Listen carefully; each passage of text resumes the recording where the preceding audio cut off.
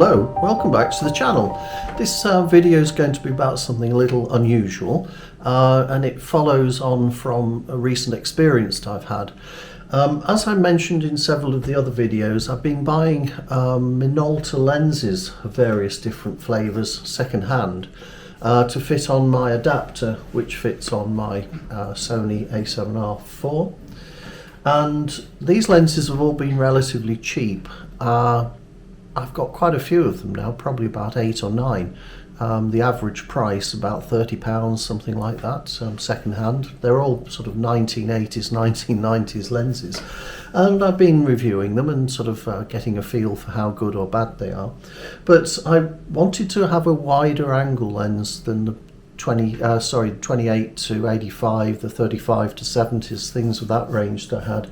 And I saw on eBay this lens, which is a 20 to 35 autofocusing Minolta A-mount Sony lens, and it was in Japan and it was about £120, I think the price was.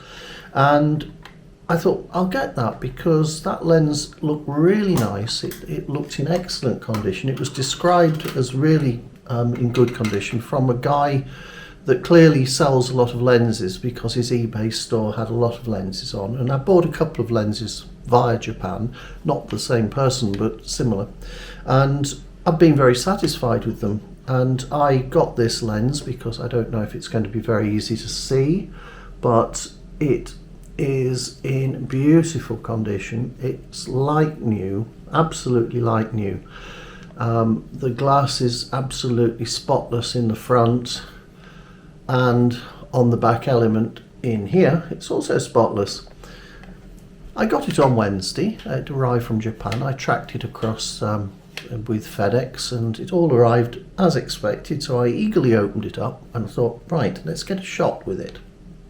And I took it into the garden, and it was sort of mainly overcast day, but the sun was poking through a couple of gaps in the clouds, and just took a picture outside behind you out into the garden just to see what the edge sharpness was like and everything. And when I did bring it back in, I thought, that's a very odd looking picture, that just doesn't look right.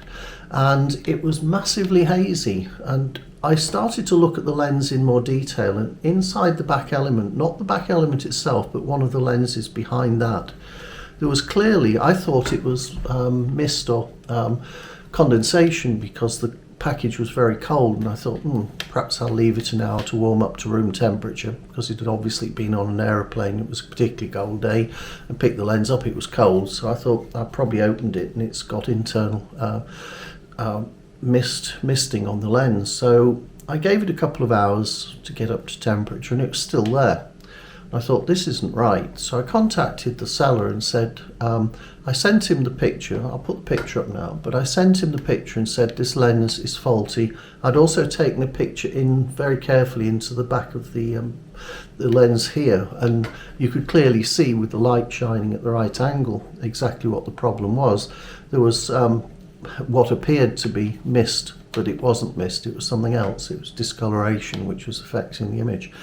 And as you can see from the picture, that is really an awful lot of hazing, which basically renders this lens useless. And I contacted the seller, and he made a suggestion of giving me a partial refund. And I said, well, I bought this in good faith. It was described as absolutely optically perfect, and it clearly wasn't. I want a full refund.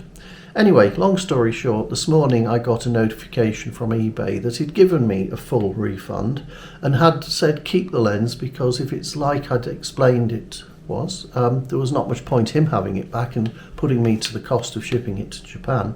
So I got the lens and I thought, this is a shame. Don't want to waste this lens. It looks really nice. I wonder if there's anything I can do. So what I decided to do was take the elements out and try to clean them if I could. It's something I've done infrequently in the past, and sometimes with limited results, but what I want to do is I want to explain how and what I did. And I've got this little tool here which is adjustable. Undo these little lock screws and you can move these two sliders on these two rails one way or the other. And the idea is at one end you've got almost like little screwdrivery pieces which are to notch into the lens so you can rotate it, or at least not the lens itself, but the ring that's tightened down to hold the lens into the camera lens body. On the other end, it's got these pointy bits because sometimes, and this lens has it, the collar has got, instead of sort of a little notch in it for the screwdrivery bits fit into, there's simply two little holes on either side diagonally opposed on the lens. And I don't know if it'll show up or you can see it, but if you look very carefully into the back of this lens, the inner ring has got a couple of little tiny dots, holes, which this fits into. And carefully adjust this to match that up exactly. Very carefully position it over the lens because you don't want to risk damaging the glass or anything of the sort. And then you can actually undo that rear element and take it out. So I did that, and I won't bore you with the details of showing you doing that, but I got the, not the rear element itself, it's one just behind it.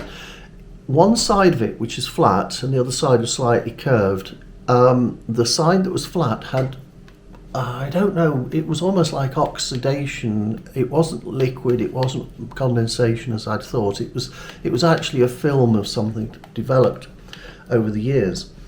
So I thought, how can I get rid of that? So I got some very, very fine cloths, actually lens cloths, and I put them onto a felt pad on my Dremel drill, and I then actually allowed that to rotate on, holding with my fingers that tiny little lens. It literally is only about 15 millimeters in diameter. I gently allowed the lens to be polished by the lens cloth that was wrapped around the end of my Dremel, and strangely a lot of that ghosting disappeared. I wasn't using any abrasives or anything, I was just using the cloth itself, the abrasive quality of, or the friction, I guess, of the cloth rotating against the lens, because I didn't want to introduce any scratches or anything of the sort. So I did that for about 5 or 8 minutes, and it appeared to be definitely getting rid of most of this sort of weird hazing that was happening. So I then reassembled the lens, thought, let's see how much better it is, and took the image that I'll put up just now. And that is a significant improvement. So not only have I got a lens for nothing, because he fully refunded it and said I could keep it, but I've managed to salvage it from being no use at all to actually a lens that with a little bit more polishing, and I've got some special polish coming tomorrow via Amazon, I think I'll be able to remove all of the hazing on the lens, put it back together, and I've then got a really nice little lens for effectively no cost at all, and just a little bit of experimentation. Anyway, if you've got any questions on how or what I had to do, I'm quite happy to explain it. So ask questions in the section below. But it's just an interesting, I thought you'd be interested to see quite how and what I got up to in doing this. But I think the end result was really quite good. I haven't finished yet. As I say, I've got something coming tomorrow, and I'm hoping to remove all traces, because the second of the images I put up, there's still a little bit of evidence of fogging, but it's nowhere near as bad as the first image.